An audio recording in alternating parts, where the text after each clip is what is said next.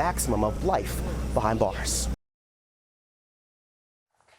The Australian government is going to list Hezbollah as a terror organisation. Joining me live now is Senator James Paterson, who is chair of the Intelligence Security Committee that recommended this. So why is this move happening? Look, I really welcome the decision by the Home Affairs Minister, Karen Andrews, today to broaden the listing of Hezbollah from what it previously was, which is just the external security organisation of Hezbollah, to cover the whole organisation. It's a recommendation that the committee made after receiving very clear evidence that Hezbollah is one organisation. It's a unitary organisation. It is run from the top by Hassan Nasrallah and the Shura Council, which oversees all of its activities, whether that's civilian or political activities or military or terrorist activities. And the distinction that we drew between the ESO on the one hand and the rest of the organisation on the other just doesn't stand up to scrutiny in the past, that previous decision. So it's a very welcome move today to broaden the listing. What, just briefly, actually changes through the listing then? So there is a relevant practical change. There was a case in New South Wales Supreme Court a couple of years ago where a man convicted of other violent offences, non-terrorist offences, in the course of the police investigation, it was learned that he had Hezbollah materials within his house. And police were concerned by that and they applied for a control order on him as a high-risk terrorist offender. The judge in the case said that they couldn't grant that order because it wasn't clear whether this person was just a supporter of the political wing of Hezbollah or whether he was a supporter of the terrorist wing. And so police failed in that application. And the judge pointed to the terrorist listing distinction that the Commonwealth Government drew. So what that means in the future is it will be a criminal offence in Australia to support Hezbollah.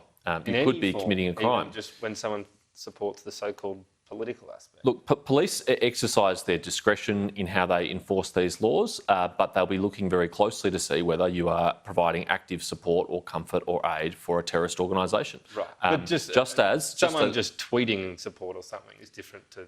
Is there going to be? It's not going to be sort of blanket ability to go in and say, well, you've got any sort of support for Hezbollah. No, I mean, the police don't go around arresting people for tweets sympathetic to terrorism. We have a higher bar than that. But if you're providing aid and comfort and support for an organisation like Al-Qaeda, everyone would expect that you would face severe consequences for that, or ISIL, and Hezbollah should be, and now is, in the same category. I wanted to ask you about comments from the Defence Minister, Peter Dutton. He said it was inconceivable we would not join an action with the US to defend Taiwan. Do you agree? Yes, I do agree with the Defence Minister, and I think all he is doing is saying clearly what everyone has understood to be the status quo for a long time. The government's been very clear.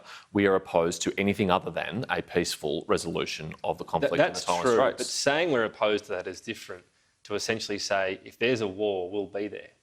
Well, I mean, I think history shows that when the United States is involved in conflict, that Australia is very likely, regardless of the government that we're under at the time, in a political sense here in Australia, very likely to come to their aid.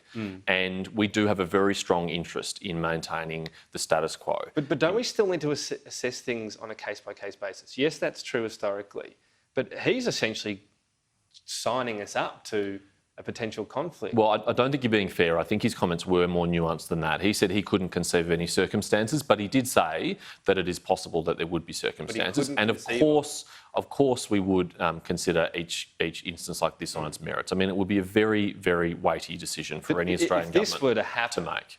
And no one's barracking for it, but if this were to happen, the US could point to these comments and say, well, you basically said you were going to be there. This would add to any pressure for us to join in a conflict, wouldn't it, these comments? Well, actually, Tom, what we're trying to do is prevent a conflict. And part of preventing conflict is being credible in your deterrence. And for deterrence, you need two things. You need capability and you need intent. The capability, we're in the process of acquiring $270 billion over the next decade of new defence capability. The intent is really important too. You have to be clear about what you are in favour of and what you're not in favour of and what you would oppose. By saying that we'll go to war if this happens, essentially, I accept that's less nuanced than the Defence Minister. But if you want to read between the lines, by saying we'll be there, that's the only way or the best way to prevent that war happening, is what you're saying. I think it's very important to provide that intent. And obviously it's not something that Australia can provide or should provide on its own.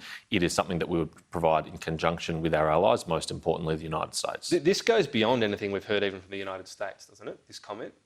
The United States has a policy of maintaining strategic ambiguity about Taiwan, but I think everyone understands that the US has demonstrated in the past when there have been threats of conflict over Taiwan, they have very quickly, for example, sent a carrier to the Taiwan Straits to make clear their intent that they are utterly opposed to a military resolution. And they're opposed. And I should add to that, the President, Joe Biden, has made increasingly clear statements on this. But has he ever said anything this strong?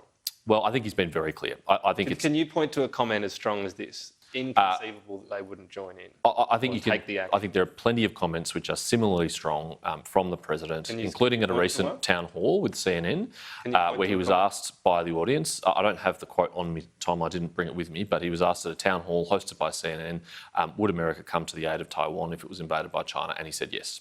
It was that direct? Yes. Would it come? Yes. Your network has covered it extensively. So the strategic ambiguity has been broken by Joe Biden as well, has it?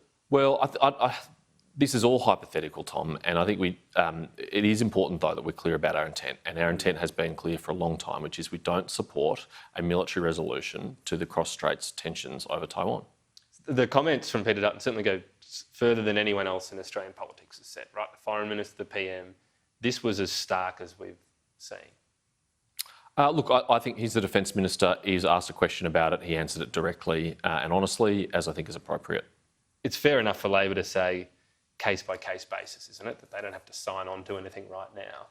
What I was genuinely disappointed with, Tom, is that it appears that Penny Wong has given in to the pressure that Paul Keating put on her. He made one appearance at the National Press Club, and the general bipartisanship we have seen on these issues in the past is starting to fold. I mean, that speech she gave to ANU yesterday was a response to Paul Keating. It was a response to the pressure that he put on her, and I would have hoped that Labor would have been stronger in resisting that. She said repeatedly, and he's criticised her often, and they've kept their position on this. You really think, a speech from Paul Keating's... I mean, what's changed from Labor's actual policy between Paul Keating's speech and now? Well, I think actually the distancing that federal Labor has done with Paul Keating has been tokenistic. It hasn't been anywhere near strong enough. It should have been much clearer. This is a former Prime Minister. She said even this morning, China's changed, Australia hasn't, and Australia's changed its position as a result. That flies in the face of what Paul Keating says. That's completely different. Yeah, and yet she can't muster herself to actually condemn him for the appalling things he has said, including that if a Labor government came to office, they should sack the heads of all our intelligence and security agencies because they are nutters. He said that at a Labor Party national conference. And frankly, the distancing between Labor and him has been tokenistic, and it does raise questions about their strength on national security. That is why many Australians think they're weak on national security. James Paterson, thanks for your time. Thanks, Tom. When we come back,